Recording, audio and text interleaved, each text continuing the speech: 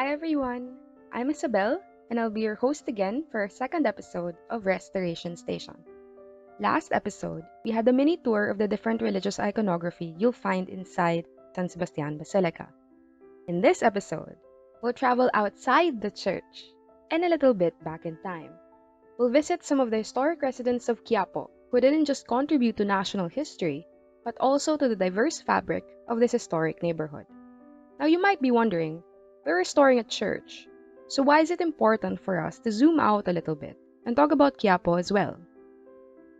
Well, the restoration of San Sebastian Basilica isn't just about restoring the structure itself. Like most of you probably already know, heritage conservation is a holistic process that should also include the community. After all, without the greater community of Quiapo, there would be no basilica to restore in the first place. So in 2018, we came up with Bukas Quiapo Tours. It's a community building initiative through heritage tourism. It was co-created by us, San Sebastian Basilica Conservation Foundation, and our partner institution, Fundación Santiago Incorporated. In every tour, we open up Quiapo to our guests so that they can experience the diversity of the historic neighborhood through tours led by a local guide. Bukas Quiapo Tours has always been about people, just as much as it's about the history, the sights, and the food. Even from our homes, we'll continue to introduce you to the locals, also known as Quiapenses, in this new series called Kilalang Quiapense. Visit the neighborhood with us when it's safe, but for now, enjoy and stay indoors.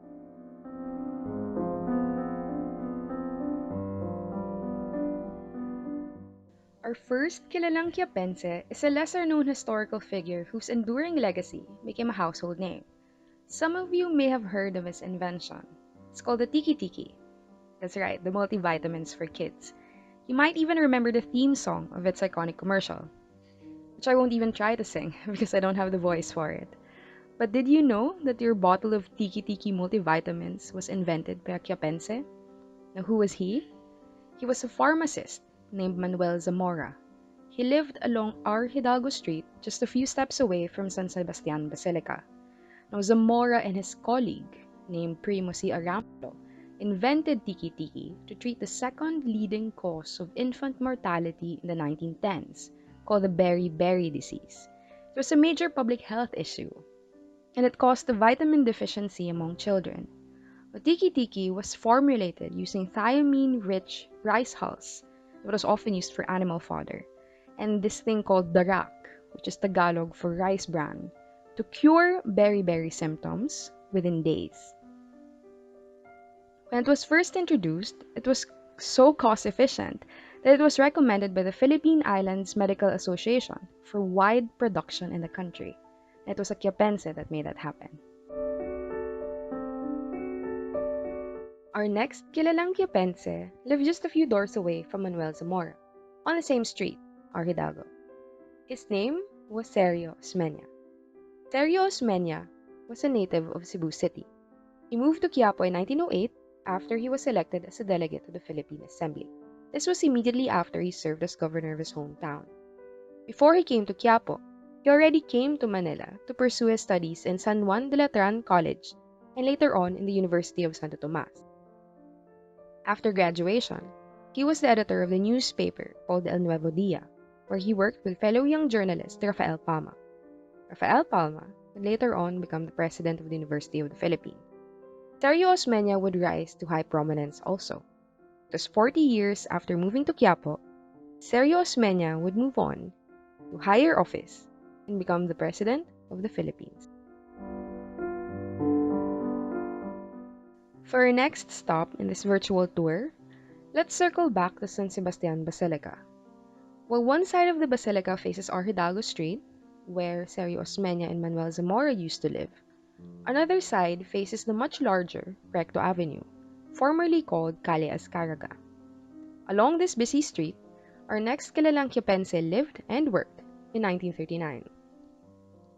Let's dust off our shoes and duck into an art studio. According to the Commonwealth Directory of that year, this was the art studio of none other than Fernando Morsolo, the first national artist in painting. Why was he here? Well, once upon a time, Quiapo was a center for arts in the city of Manila. It was a home for local artists and craftsmen. In fact, Morsolo was a product of the University of the Philippines School of Fine Arts, which was located along our Hidalgo Street, like our neighbors, Zamora and Osmeña. By 1939, Fernando Morsolo was one of the most famous painters in the Philippine art scene. His work covered a wide scope of subjects, but he is best remembered for how he captured the rural countryside and his portraits of the who's who in Philippine politics and high society. Okay, fortunately, this is just a virtual tour. You don't really have to go outside, because our next stop needs a longer walk. So from Fernando Morsolo along Recto Avenue, let's trek all the way to Quezon Boulevard near our neighbor Quiapo Church. Quezon Boulevard wasn't always one long, busy, and often jam-packed thoroughfare that we know today. It used to be made of smaller streets. One of these streets was called Kaliaris, and if we travel back in time, along Kaliaris, we would find the Philippine Civil Hospital. The practice of opening dormitories for healthcare workers near their hospitals is not new. But because of the current public health crisis, the COVID-19 pandemic, it's definitely something we are thankful to see more and more today. On the news, you would hear about nurses and doctors who live far from the hospitals where they work. And because mass transportation came at a standstill during quarantine, many of them didn't even know how they would travel to work. But back in 1907, the administration of the Philippine Civil Hospital already recognized the need to keep their staff close. In fact, the directory listed the hospital's chief nurse, Malvina M. McKeever, and 14 other American healthcare workers who lived along Kaliaris, the same street where the hospital was located. Some of the hospital workers even lived in the hospital itself. They wouldn't have had any trouble getting to work. The Philippine Civil Hospital was also a training school for Filipino nurses in the early years of the American government. This was a time when the public health system was undergoing tremendous changes. Their operations eventually merged into what would become the Philippine General Hospital that we know today.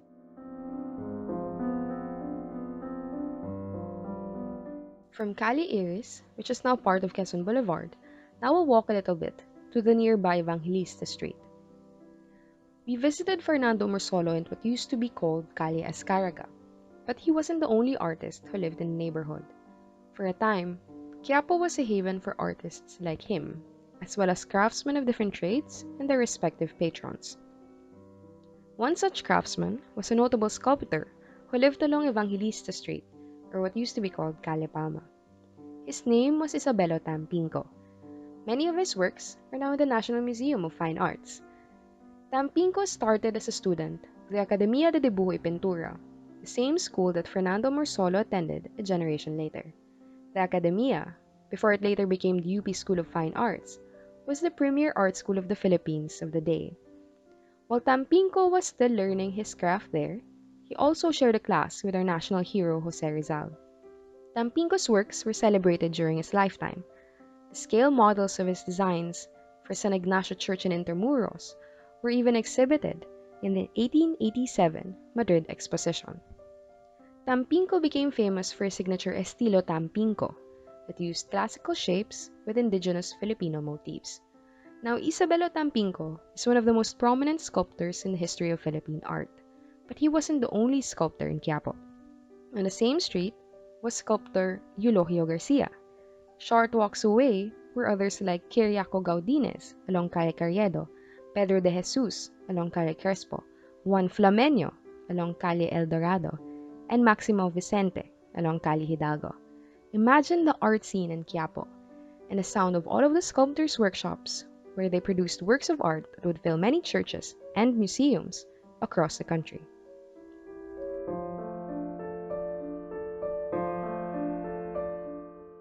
Well, it's been quite a walk this episode. We visited our Kilalang Quiapenses, the pharmacist Manuel Zamora, and the future President Tario Osmena in Hidalgo Street, formerly Calle San Sebastian. We visited the renowned painter Fernando Morsolo in Recto Avenue, or what used to be Calle Azcárraga. We even went to the hardworking nurses of the Philippine Civil Hospital along Quezon Boulevard. back when it was still Kaliaris. And lastly, we visited the prominent sculptor, Subalo Tampinco and Evangelista Street, formerly Calle Palma. This is what Bukas Quiapo Tours is all about. Co-created by San Sebastian Basilica Conservation Foundation and Fundación Santiago, the tours are all about bringing you around a diverse neighborhood, with many stories of different genres and just short walks away from each other. Now, thank you for joining me this episode. If you'd like to know more about the restoration of San Sebastian, do follow us on Facebook at Save SS Basilica. If you're interested in Bukas Quiapo Tours, we have a dedicated page for it at facebook.com/Bukas Quiapo Tours. Now, we can't do tours quite yet, so until then, check out our pages where we'll be bringing both Quiapo and San Sebastian Basilica to you. Also, don't forget to subscribe to our podcast here on Spotify. We have more stories in store for you. For now, stay safe and don't forget, stay indoors.